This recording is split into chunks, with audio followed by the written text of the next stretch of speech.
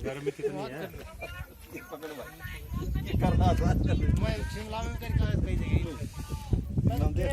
ये भानगढ़ का किला अलवर सरिस्का के एक सिरे पर बसा हुआ।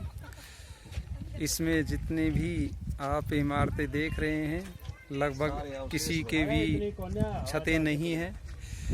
माना जाता है कि ये जो किला है भूतिया है, इसलिए इसमें कभी भी 5 बजे के बाद एंट्री बंद होती है, किसी को यहाँ पर रहने नहीं दिया जाता है।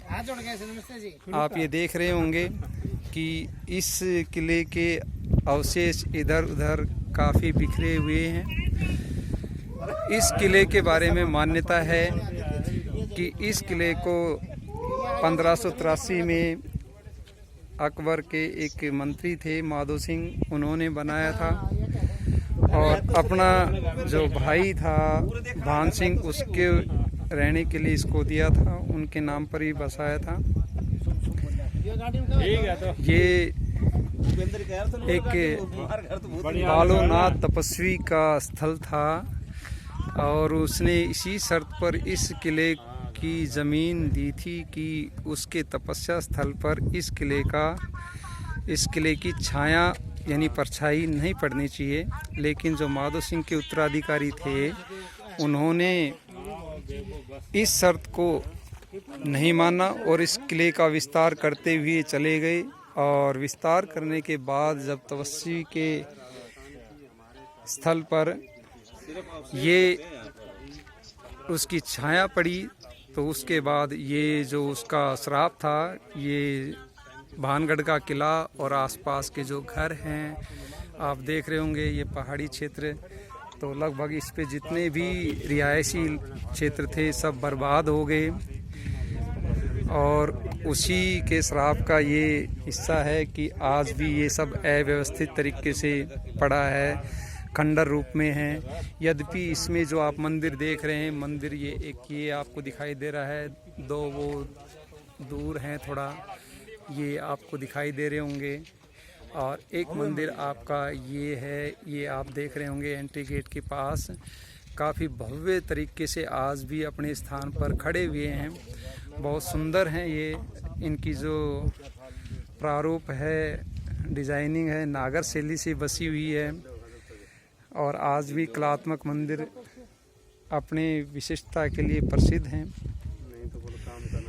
इन अवशेषों को देखने के लिए दूर दूर से लोग आते हैं।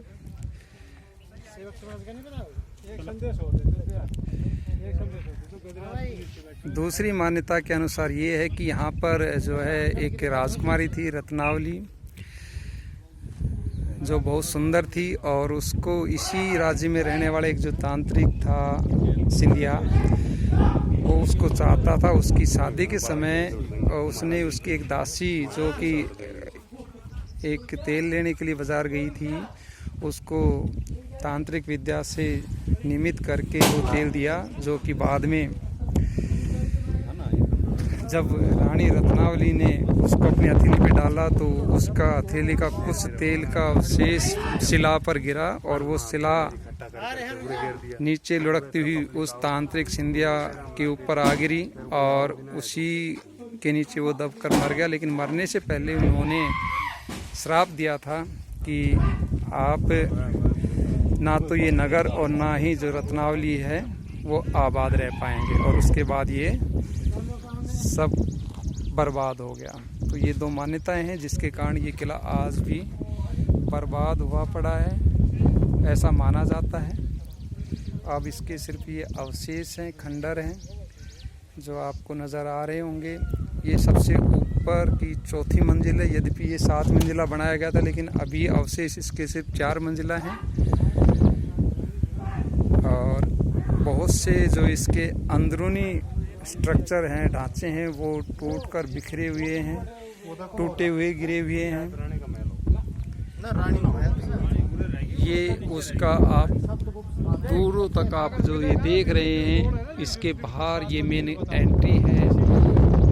ये मेन एंट्री आपको दिखाई दे रही है। एंट्री से आते ही जब आप मंदिर है जो दाईं तरफ बड़ा सा पेड़ उसके पास है, उससे आगे आप ये जो देख रहे हैं ये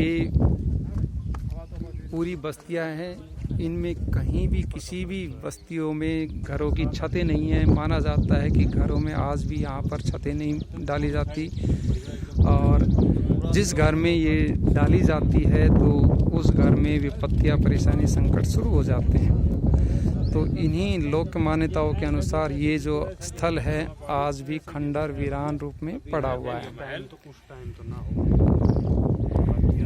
पुराने ज़माने की ये सारी कलात्मक इमारतें हैं जिनमें गारे पत्थर चूने का प्रयोग किया गया है, और कुछ मेंटेनेंस के लिए आधुनिक कलाओं का भी प्रयोग किया गया है मेंटेनेंस करने के लिए।